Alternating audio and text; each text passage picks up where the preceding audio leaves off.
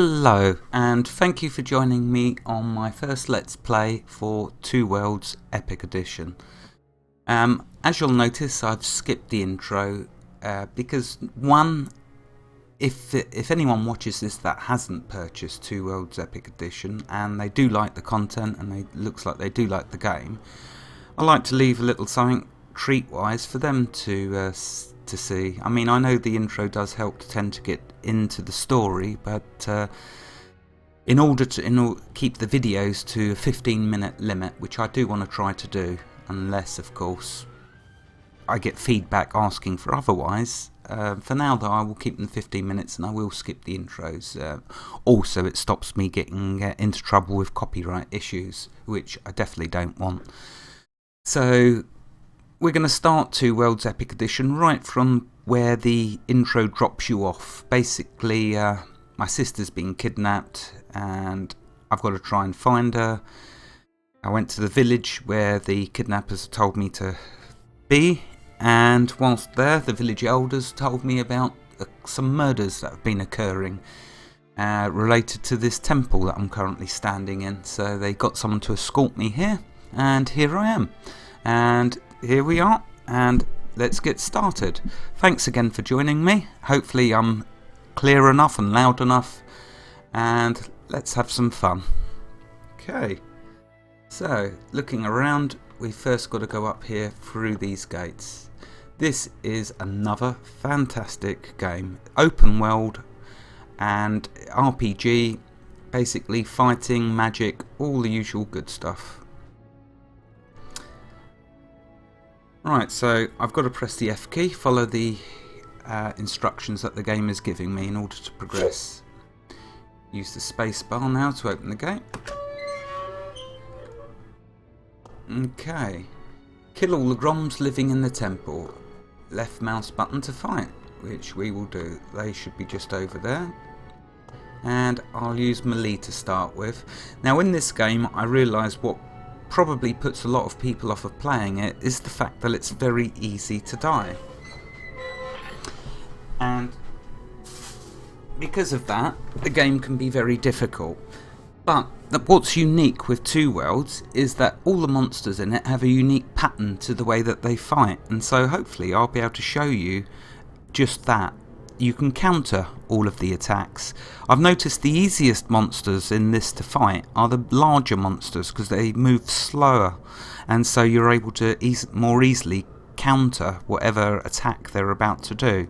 So I'm going to hopefully demonstrate that when we find a bear to attack, because they are the best that I've noticed, because they, like I say, attack slowly, and so you're able to easily move before they start to attack you. When there's a cluster of monsters though, then it becomes a bit more difficult. Really, you're better off using ranged attack when there's more than two. With two you should be alright. They'll get an odd sucker punch in, but nothing you can't heal up. So let's get on with this, with that out the way. Now you can do a combat moves by clicking once, twice and 3 times. And it executes a good attack, as you can see.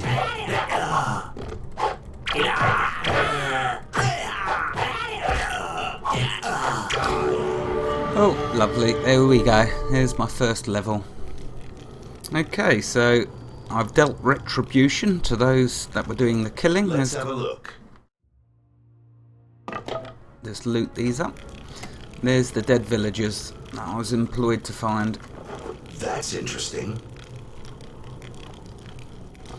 Okay, over here the chest is locked. It's only a primitive lock, but I've not trained up my lock picking yet, so I'm not going to waste all my lock picks trying to open it. I shall instead come back at a later time when I've improved my skill in lock picking.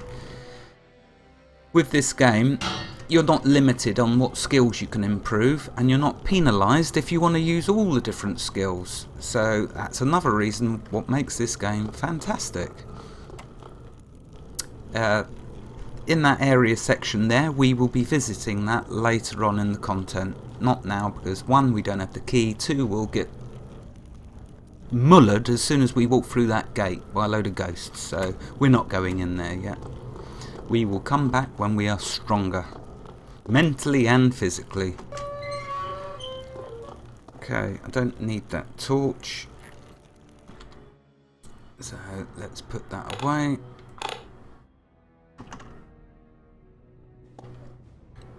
Put the weapon away. And let's go get our reward.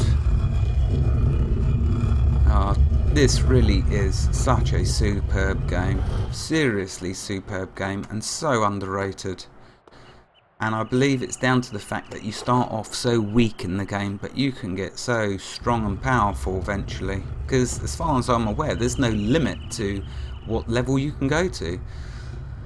There's a few wolves over here, so I can try some magic to kill them. Because there is more than 2. Let's give it a go. I'll probably die, but then that's all part of the fun, I guess. Oh, magic run out quickly. Let's resort to melee.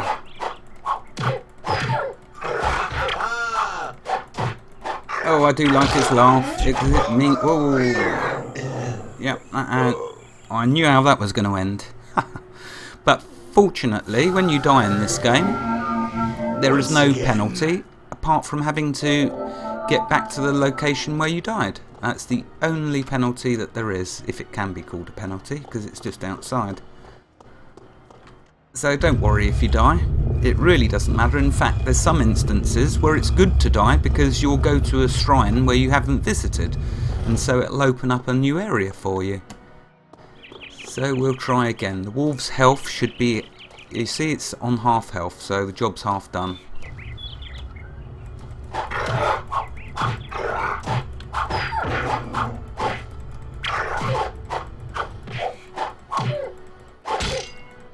And there's a special move I executed.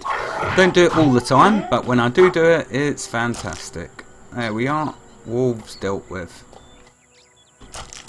Now I tend to stay to this area up in the north when I first start playing, simply because in Two Worlds, Let's have a look. monster levels are done by area, and so up in the northern part of the zone, the monsters are, let's say, a little easier to fight. They're not completely easy, I shall be dying lots, but as you improve and your skill gets better, you'll notice that you do distinctly start dying less. Especially as my skills improve and my armour improves. Now this is a teleport, but it won't activate until I get an activation stone, which I will be showing you as we progress. For now though, I'm just looking for the person. Oh, I believe he's over here. I just like to clear them wolves out the way, because when we walk over here and he talks to me, I don't want the wolves or any other mobs attacking. There he is. So let's go and tell him we're successful. I told you not to follow me. Why are you here? The village elder sent me. He wanted me to bring you the payment should you not return to the village. And why should I not go back there, pray? Some people came to Qumran when you left. They asked for you. People? Tell me more.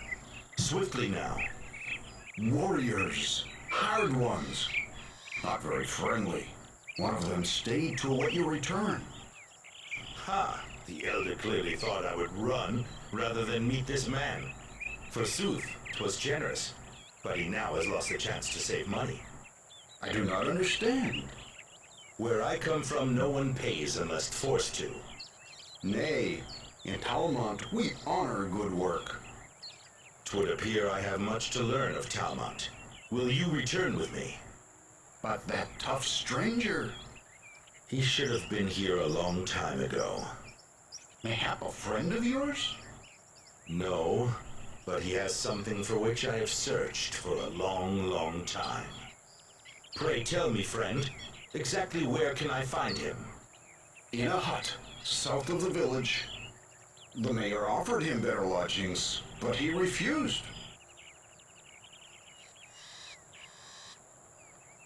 Be cautious.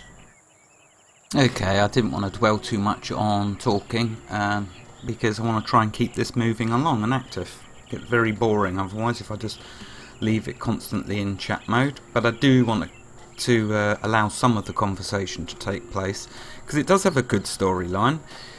Some people criticise the voice acting, but I just generally appreciate the whole game, all of its content, how it was originally made. I still think this is one of my favourite games of all time. It's absolutely fantastic. So now I want to try and find a bear. So we finished Let's our have a look. first objective on first quest, so at least that's something done for this first Let's Play. Next though, let's see if we can find a bear. Whenever you see the alchemy components, plants on the ground, always pick them up, because they're a good source of making money, especially in the early stages when you don't have much money. 4 boars, not good. They're much weaker than a bear, but 4 of them will surround me and kill me. No doubt about that. We like to try and pick our targets to start with. Once I get stronger, it won't be an issue. Then I can take on 6 mobs at a time. But for now, if I can take on just 1, I will. There we go, and if I can pull him on his own and not waste my mana, even better.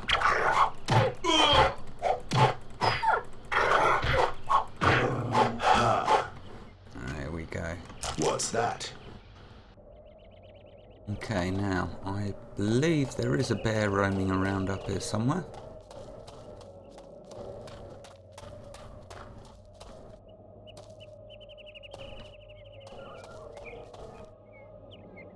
It's a very beautiful game as well. Lovely views. A lot of effort went into the making of this game. And it is a joy to play. I hope that you're enjoying watching this as well, as much as I'm enjoying actually playing it and showing you. 3 wolves. Let's heal myself up. Oops. No, that is not what I wanted to do. There we go. Ah, that's better. Let's see, I think I've just got a couple of skill points. Not sure if it's worth wasting them just yet. Perhaps I can do a little health. Yeah. And let's try now and kill some of these wolves. Oh, wasted that.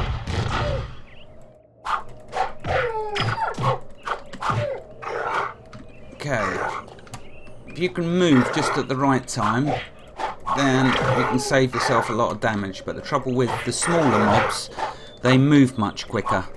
But you'll notice the wolves do have a pounce, so if you're able to just time it, you can actually do it without them hitting you. But I'm not always the best at melee combat. At least I didn't die, so that's definitely a good result. And I gained some invaluable experience. So I like just roaming up here to start with, killing the weaker mobs. Gives me then a chance to get a little stronger before I go into the harder areas where the quests might take you prematurely. So my advice when you start playing Two Worlds, to get full enjoyment out of it, is not only just to obviously take your time exploring. This is not a game to rush. It is a huge, That's interesting. massive game world, but it's not a game to rush by any means, because it is just so much fun to play. Well, this bear is not around that I was hoping to find. He probably is here, and I'm probably going blind, but I've not seen him as yet. Mind you, there's enough herbs to pick up.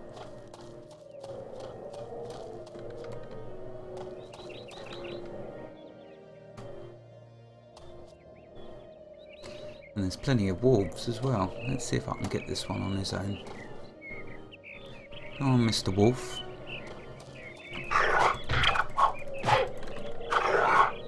Oh, did you see him move forwards then? I managed to move just in time. And... oh, no, he got me that time. Die! Oh, I got a skill point. You do get, on that subject, you do get skill points occasionally. And you may ask yourself, why did I just get that skill point? You see, I've got 3 now. I had 2 before. That is because there are, if you go into your inventory by pressing the I key, and then go to the furthest tab to the right. You've got reputation and statistics. Now if you go into that, it starts off with all of the different reputation societies that you can gain reputation with as you do quests for them and assignments. But underneath that is combat stats, and underneath that you'll see down here like there's lockpicks 0 of 10. So once I pick 10 locks, I will get a skill point. With thefts, as I pick people's pockets, once I've picked 10 people's pockets, I'll get a skill point. Now I'm guessing I must have got that first skill point because I killed 10 monsters. You see here the common denoter is 10 at the end. So I'm guessing that it must have been 10 here for the monsters. So when I get to 30 monsters, yep, you've guessed it, I'll get another skill point. So yeah, that's very nice. Plus it has some other statistics like your combat. I'll need to improve that, but as we go along, no doubt I will. Okay, let's still look to see if we can find this bear.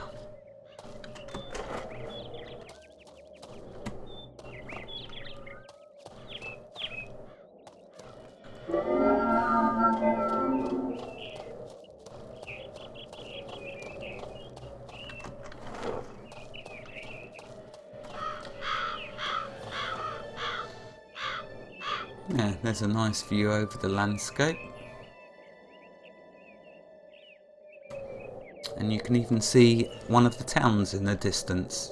I do like that. And you can see a little building down there between the trees.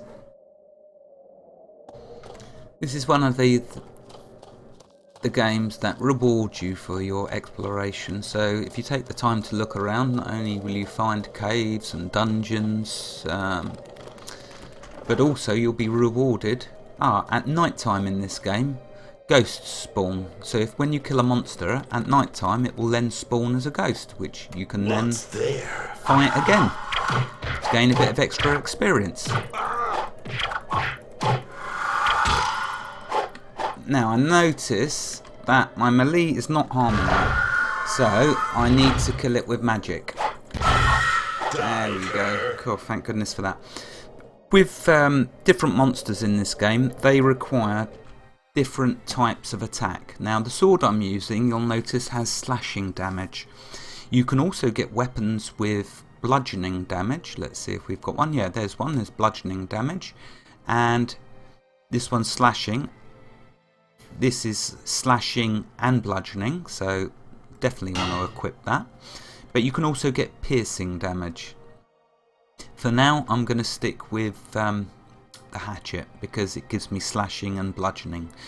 Bludgeoning is good against skeletons, and also, if I remember correctly, ghosts. Well, that's my timer letting me know that it's been 15 minutes, so I will say thank you for joining me on this first Let's Play for Two Worlds.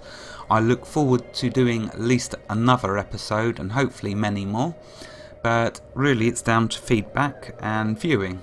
If I feel that one of the Let's Plays I do no one's really interested in, I may pause with that particular series for a while before continuing. So thank you for joining me. Have a lovely day and see you again soon, hopefully in the next episode. Thank you and goodbye.